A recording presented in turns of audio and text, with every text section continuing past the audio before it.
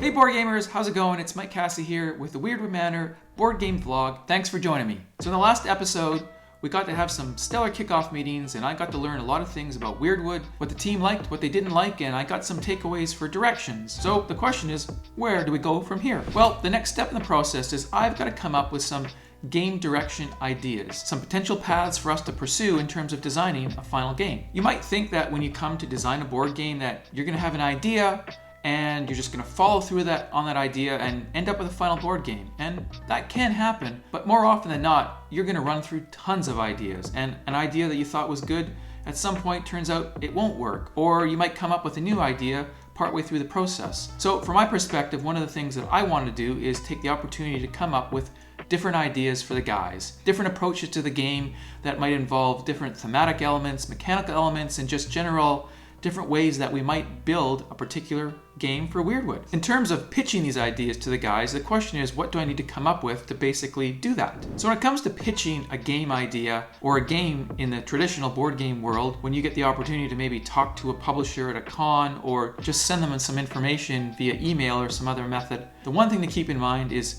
you're never going to have the luxury of time. When you're pitching a game, time is going to be at a premium for the person you're talking to. You need to get your idea across quickly, clearly, and you've really got to grab their attention. And so that often takes the form of what's referred to as a one-sheet in the industry. And not surprisingly, a one-sheet is one sheet that describes and summarizes your game. Here's a one sheet from a game I previously designed. There are some common elements to one sheets. You want to basically have a title, a summary about the game. You'll give some sort of statistical information about how many players, how long, age range, some of those details about the game. But the real important part of a one sheet is basically trying to stand out from the crowd and taking the opportunity to show the person you're talking to what's unique about your game, what's going to capture their attention and make them want to find out more. In the case of this particular design, it was a game that involves basically building skyscrapers, and I'd come up with a mechanical way to design those physically on the board so they actually grew in front of your eyes. And so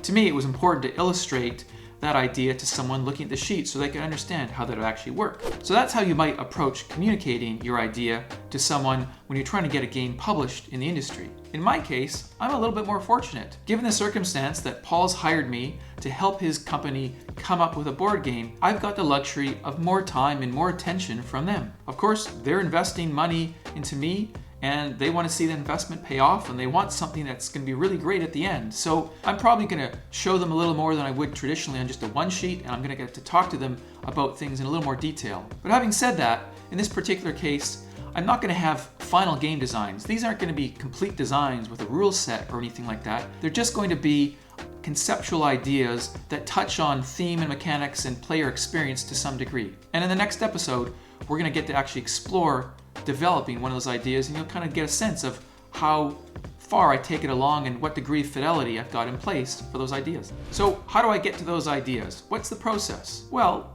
a one-word answer would be design. Okay, let's take a few minutes to talk about design, specifically design process and methodologies. When I think about designing a board game, I think of two prominent or core areas to that. One is the cornerstones of board game design, the pillars, if you will, that make up a board game. Those are typically mechanics, theme, and player experience. Those all serve each other in various ways, and different people approach those in different ways. However, regardless of how you decide to approach those, and we'll talk about that in a future video, you're always going to have to go through some sort of process and use some sort of methodologies in order to kind of work out those designs and get to some kind of outcome. So what I want to talk about are those kinds of methodologies that I use in my process. Those 5 methodologies for me are 1, thinking, 2, idea generation, 3, design exploration, 4, documentation and quantification, and 5, sharing and feedback. Now, I've listed those out from 1 to 5, but they're anything far from a linear process, and often I'll participate in different parts of those at different times, swapping their order of when I do them and why. But we'll follow that particular process as a starting point for how you might approach your design process. It's also worth noting that this is my particular process, and these are methodologies I've used over the years, also outside of board game design. And what works for me might not necessarily work for you, but hopefully some of these methodologies will resonate with you, and hopefully you can use some of them in your own work. Let's start with methodology number 1, thinking. So what is thinking? It sounds pretty vague and it's kind of all encompassing. You're always thinking. Well, what I mean by thinking in this case is giving yourself the opportunity to think about something when you're kind of not thinking. What I mean by that is to let an idea or a design challenge kind of just ruminate in your brain and have time to sort of sit there while you're busy doing something else. For me, that might be going for a trail run. I like to go for runs often on the forest trails near where I live. And when I do that, it's a great opportunity to let me sort of dwell on some ideas that I've been thinking about. And it's a great place to do it because when you do thinking that's out of context, out of your normal environment, I find that it can often help you spur new ideas that you wouldn't otherwise have come up with. Yeah, I'm thinking right now. It's kind of like the pressure's off and you're doing something else and you're not really supposed to be working on a design, and yet you sort of are if you just let your brain sort of do its own thing. It takes some time and maybe a little bit of experience and effort to learn how to do it, but it's worth trying, and eventually you get to the point where you'll find you start to pull ideas out of your mind that you never thought you'd come up with in that particular setting. The second methodology I apply throughout the design process is idea generation, and that basically comes down to anytime I have an idea that I think has any degree of merit, and it doesn't have to be a lot, I take the opportunity to document it and write it down. And for me, typically that involves always having a sketchbook somewhere nearby, ready at hand so that I can pick it up and jot down whatever that idea is. Now, that idea might not be related to the project I'm currently working on. It might be an idea that slots into another board game at some point in the future. It might even be an idea that I'm not certain is even related to board game design, but it's worth basically putting it down. And what I like to do is go back from time to time and read those past ideas, and they might help you to think of something else, or they might slot into some problem you're facing. So it's always great to document them and have them there for future reference. The third methodology I employ during the design process is design exploration. So design exploration to me is basically when I get to a point where I have an idea or some ideas, I want to kind of take a deeper dive into them. I want to flesh them out. I want to understand them better. I want to understand what the possibilities are. Maybe I have an idea that I want to start to pair up with mechanics, or I want to see how it applies to a theme. Whatever it might be, this is an opportunity to take that idea and try and basically explore it in much more detail. Now, how you do that probably could vary from person to person, but for me, it usually involves starting to work in a different mode where I'm trying to sketch and draw things out. And the idea here is when I've got some idea that I've jotted down in my notebook, I want to now approach it from a different angle. And for me, starting to draw that idea out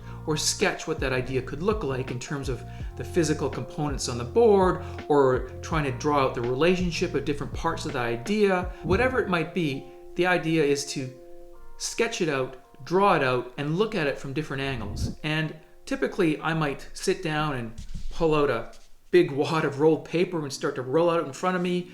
I might have some pencils, some crayons, some colored markers, whatever it might be, and I basically give myself permission to sketch and draw whatever comes to mind and sort of pursue that, and hopefully over that kind of course of work, that idea starts to show different facets and it starts to become more concrete and more real and more detailed. Now, you might be thinking to yourself as I talk about this third particular methodology is like, well, that's great. Maybe you're comfortable drawing, you're comfortable sketching, you've got a background doing that. Great for you, but I can't draw anything. I can barely manage a stick figure.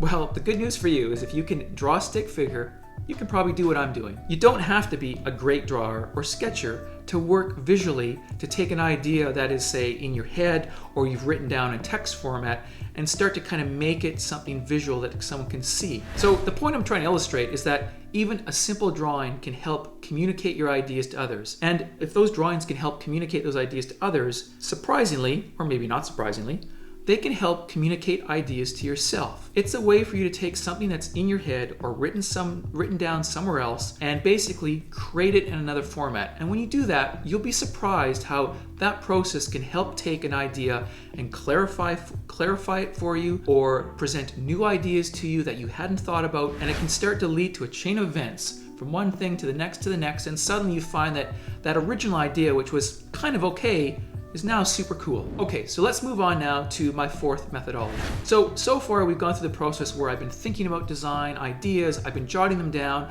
I've been doing deeper exploration, trying to figure out different elements of those ideas and flesh them out. So once I've done that for a while, what I end up with is a lot of information that hopefully is related to each other in some fashion, but it isn't always clear because some of that information is in my sketchbook, some of that information are in different pieces of paper where I've been drawing, some of it might be on notes, it could be from all different places. So when I get to this point, I want to start to try and make sense of that information and kind of quantify it and document it in a way that I can look at it kind of as a whole, all together, and see, do these things fit together well or not? Are there things that don't belong or things that need to change?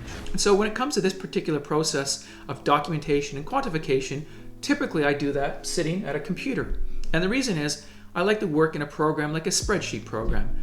And the process is really a simple one where I basically go through all that information and I kind of try and jot that information down in a spreadsheet. I'm not trying to write down the details of all the things I figured out. I'm essentially trying to come up with a top level summary of one of the ideas and all the other things I've generated around it. So typically it might be just a couple or a few sentences to summarize the idea and a sentence or two for all the things that I've explored that I feel relate to that particular design idea. And when I've got all of those jotted down for one particular idea, it lets me kind of approach it as a snapshot of all that work. It's something I can look at, and it only takes usually a couple or few minutes to read, and if things don't fit, they often, to me, jump out, or if I feel things are missing, often it'll start to be more clear there. So it becomes kind of a guide by which I can continue to work. And this is maybe getting ahead of ourselves a little bit, but often those initial kind of summarizations of all these different ideas